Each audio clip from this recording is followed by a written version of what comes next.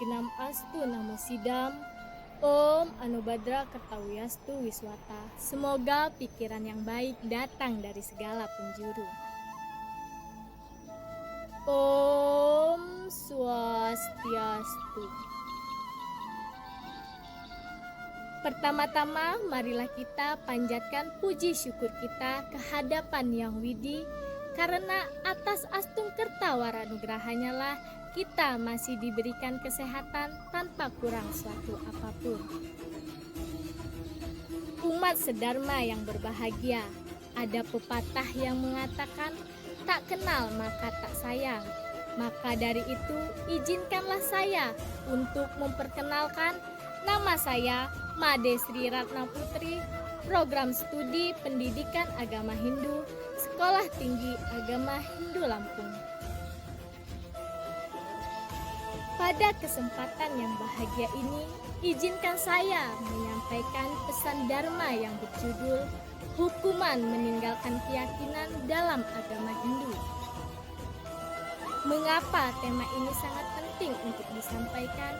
Mengingat masih banyak umat Hindu yang berpindah keyakinan. Walaupun mengenai keyakinan itu adalah hak asasi seseorang. Oleh karena itu, saya akan mencoba menyampaikan melalui pesan Dharma ini apa efek yang terjadi pada alam kematian Brityum Loka terhadap roh seseorang yang meninggalkan keyakinan. Umat sedharma yang berbahagia, seseorang pindah agama umumnya disebabkan suatu perkawinan. Mereka memandang bahwa perkawinan itu terjadi karena jodoh. Sebenarnya, cara pandang mereka ini sangatlah keliru dan sangat berbahaya bagi generasi Hindu ke depannya. Mereka seolah-olah berlindung di bawah keagungan Yang Widi atau Brahman. Padahal mereka itu tidak meyakini Yang Widi atau Brahman itu sendiri. Tidak ada mantra atau sloka dalam kitab suci Weda yang mencantumkan tentang perkawinan karena jodoh. Tuhan Yang Widi hanya mewahyukan hukum untuk dijadikan pegangan hidup umatnya. Mana yang boleh dan mana yang tidak boleh dilakukan, tinggal kita yang melakoninya. Segala sesuatu yang kita lakukan dalam hidup di dunia ini tergantung dari diri kita. Jadi nasib kita hanya kitalah yang menentukannya. Mau bernasib baik atau bernasib buruk tergantung dari diri kita sendiri. Perkawinan biasanya diawali dengan adanya interaksi di antara mereka dengan cara saling mengenal. Kemudian berteman, setelah itu timbullah rasa cinta. Di benak mereka tidak pernah terpikir bahwa di antara mereka terjadi perbedaan agama. Pikiran mereka yang penting cinta dulu, urusan agama bisa belakangan. Biasanya orang-orang Hindu yang seperti ini berasal dari keluarga yang tidak menempatkan agama adalah segalanya dalam hidupnya. Mereka beranggapan bahwa semua agama sama saja. Umat sedharma yang berbahagia, biasanya jika ada salah satu anggota keluarga berpindah agama, orang itu berusaha mengajak saudara-saudaranya untuk berpindah agama. Tentu hal ini sangat membahayakan keutuhan keluarga itu yang pada akhirnya akan mengancam kelangsungan Hindu. Ibaratkan naik kapal, bila ada salah satu melakukan sabotase, mengebor kapal itu, maka lama-kelamaan kapal itu akan tenggelam juga. Begitu juga dengan agama. Sehingga banyak ditemukan dalam suatu keluarga agama yang dianutnya berbeda-beda. Bahkan ada yang hanya tinggal orang tuanya saja yang beragama Hindu. Orang tua seperti ini setelah meninggal dunia, atmanya sangat sengsara. Apakah tidak kasihan? Pindah agama juga sering terjadi, disebabkan oleh beberapa hal. Yang pertama, kesalahan dalam berteman dan bergaul. Misalnya, gadis Bali terlalu mudah terpikat oleh rayuan laki-laki yang berkeyakinan lain.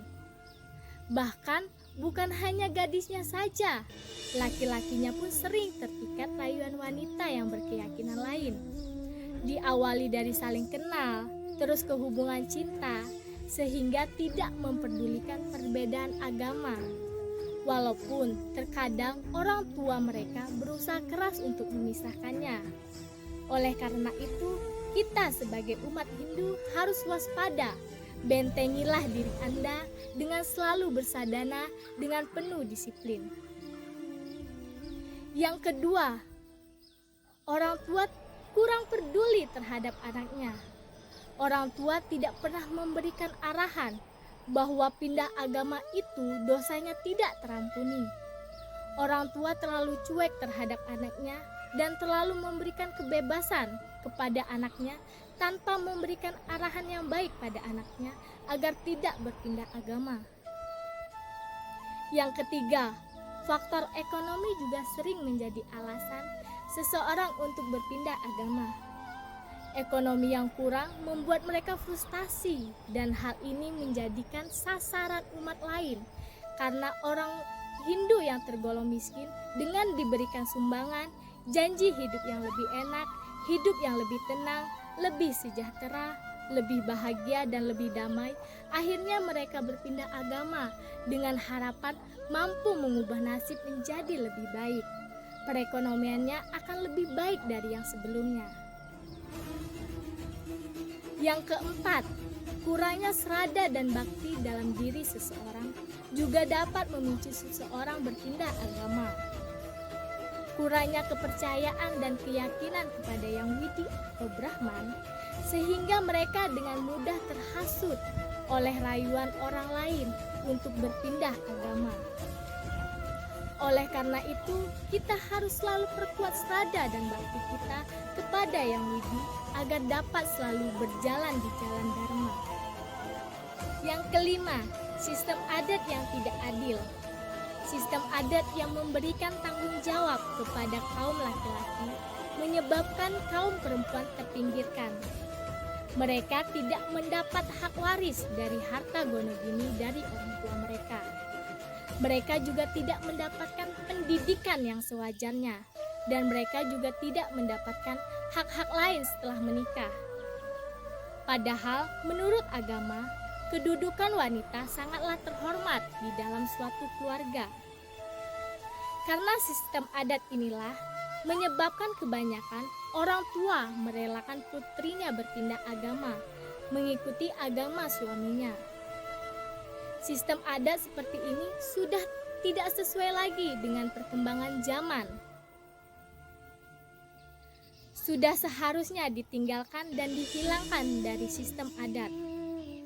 Karena sangat merugikan kelangsungan agama Hindu dan melanggar hak asasi manusia. Karena diskriminasi terhadap kaum perempuan. Kalau hal ini terus dipertahankan dan tidak pernah ada pencegahan, bagaimana kelangsungan agama Hindu ke depannya? Yang keenam, mengikuti jejak keluarga yang berpindah agama. Pindah agama juga banyak terjadi karena ajakan atau tarikan dari saudara yang sudah berpindah agama terlebih dahulu. Pengaruh mereka sangatlah kuat. Hampir setiap orang yang telah berpindah agama berhasil mengajak saudara-saudaranya seperti adik dan keponakannya untuk berpindah agama.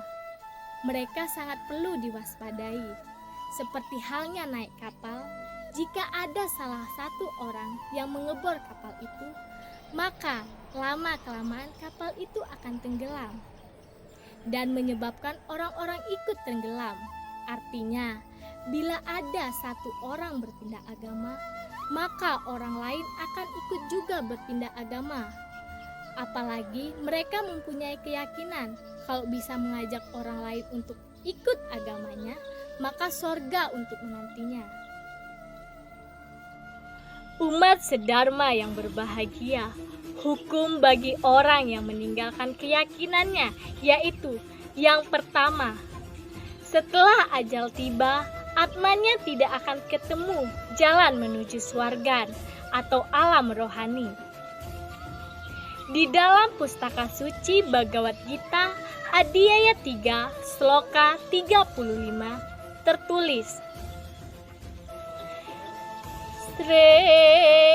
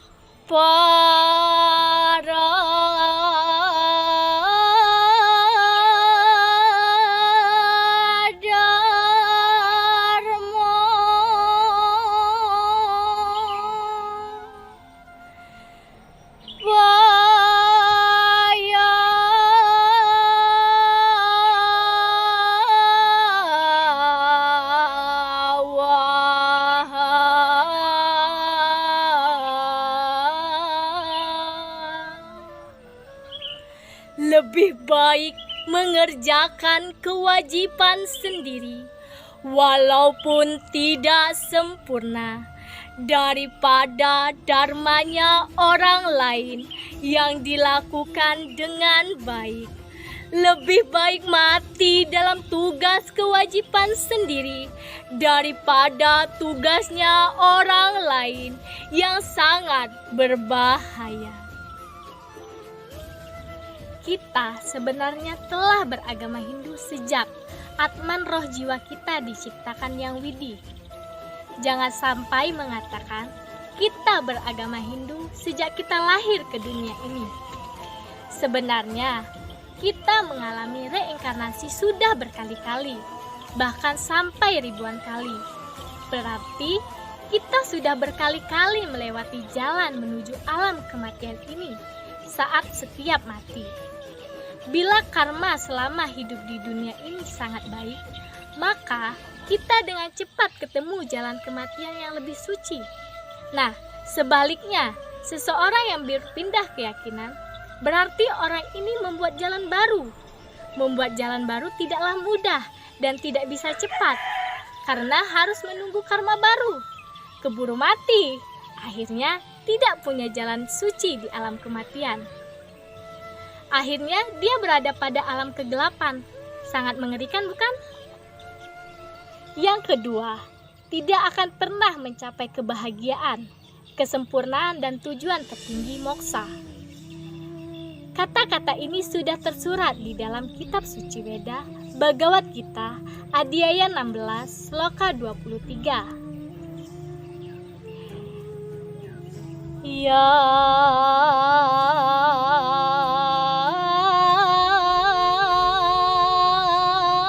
sastra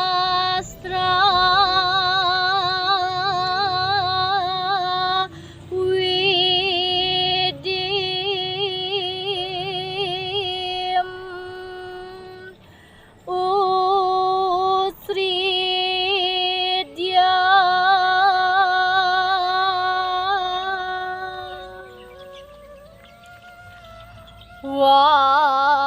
Nasasidim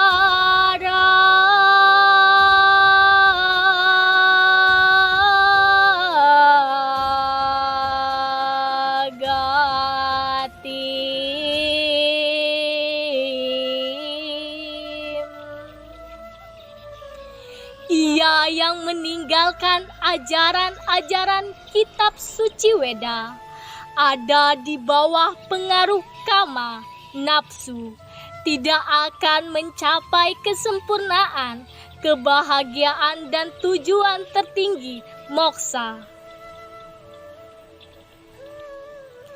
Bisa jadi orang yang meninggalkan agama Hindu di dunia ini ia bahagia. Tetapi dapat dipastikan kelak atmannya tidak akan pernah damai, karena kesuksesan di dunia ini hanya membuat bahagia yang sifatnya sementara, tidak kekal, yang hanya berlaku saat orang itu hidup di dunia ini.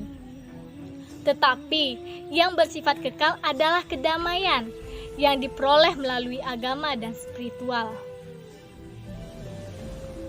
Yang ketiga, atmannya akan tenggelam ke lembah neraka. Karena dia sudah meninggalkan agama Hindu, berarti ia tidak bisa lagi membayar 3 hutang, yaitu Trirena. Yang pertama, Dewa Rena, hutang yang dimiliki oleh manusia kepada Yang Widi karena telah memberikan nikmat kehidupan kepada makhluk hidup. Yang kedua, Resi Rena, hutang kepada resi karena telah mewariskan berbagai ilmu pengetahuan kepada kita. Yang ketiga, Pitra Rena, hutang kepada leluhur karena telah membesarkan kita dari garis keturunannya. Umat sedharma yang berbahagia, jika seseorang berpindah agama, maka pertanyaannya, dapatkah orang itu membayar ketiga hutang tersebut? Sebenarnya hukum orang yang lalai terhadap Trirena sangat mengerikan. Di dalam prasasti kawitan leluhur diungkapkan bahwa kalau engkau lupa kahyanganmu, terkutuklah engkau, tak akan pernah cocok bersaudara. Banyak bekerja tanpa hasil, tidak henti-hentinya menderita penyakit, jatuh kewibawaannya, dihukum buta kala. Demikian peringatanku kepada seketurunanmu, tersurat di dalam prasasti. Begitu juga 2 penasehat spiritual kerajaan Majapahit, yaitu Dangyang Sardopalon dan Dangyang Noyogenggong, pernah bersumpah terkait pindah agamanya Raja Majapahit Brawijaya V. Begini ceritanya. Setelah kerajaan Majapahit berhasil diambil alih oleh anaknya Prabu Brawijaya V, yaitu oleh Raden Patah, Prabu Brawijaya V bersama 2 orang suci yang menjadi penasehat spiritual kerajaan, yaitu Dangyang Sardopalon dan Dangyang Noyogenggong, meninggalkan Majapahit pergi ke timur menuju ke kerajaan Blambangan. Di tengah perjalanan, pasukan Raden Patah yang dipimpin oleh pamannya dan Sunan Kalijagat berhasil mencegatnya. Suruhan Raden Patah berhasil membujuk ayahnya Prabu Brawijaya V untuk kembali ke kerajaan. Sedangkan dua orang suci, Dangyang Sardopalon dan Dangyang Noyogenggong, tidak mau diajak ke kerajaan. Bahkan beliau bersumpah. Isi sumpahnya seperti berikut. Sekarang engkau boleh ambil kerajaan ini dan engkau lenyapkan ajaran abdi luhur. Tetapi setelah 500 tahun, mulai hari ini akan kami ambil lagi ajaran adiluhung, agama Budi. Ini untuk menyelamatkan leluhur dan keturunan Majapahit. Tetapi bagi mereka yang mengingkari petunjuk hidup ini yang berasal dari Sangkan Prani, Dumadi, maka mereka akan mendapatkan malapetaka. Dan malapetaka ini sudah dimulai dan terus berlangsung. Puncak malapetaka akan terjadi pada tahun 2056 Masehi atau 1978 Saka, yaitu saat lawan Sabta Ngesti Aji lawan 8 Sabta 7 Ngesti 9 Aji 1, yaitu 1978 Saka, bersumber dari Ki Renggo Prahono tahun 2011. Umat sedharma yang berbahagia, ada 4 hak yang hilang bagi orang yang pindah dari agama Hindu ke agama lain, yaitu yang pertama, pintu surga tertutup. Yang kedua, tidak ada lagi bantuan dari para leluhur. Yang ketiga, tidak lagi punya hak waris karena hak waris melekat pada tanggung jawab Trirena. Yang keempat, tidak mampu mencapai alam 3 dimensi, melainkan hanya sampai di alam 1 dimensi. Umat sedharma yang berbahagia, kita sebagai umat Hindu harus selalu berpusat pada kebesaran yang widi atau Brahman, melalui sembahyang dan kendalikan nafsu. Jangan mudah terhasut oleh rayuan. Mari kita kuatkan bakti dan tatwa kita, agar kita menjalankan Hindu dengan segenap jiwa dan penuh rasa cinta. Sedikit kutipan yang saya ambil, kadang Tuhan menguji manusia dengan cinta beda agama hanya untuk memastikan apakah manusianya lebih mencintai penciptanya atau ciptaannya. Demikian pesan Dharma ini saya sampaikan, semoga dapat menambah pengetahuan dan wawasan kita. Saya akhiri dengan Mrityum Jaya Mantra. Om Masatoma Satgamaya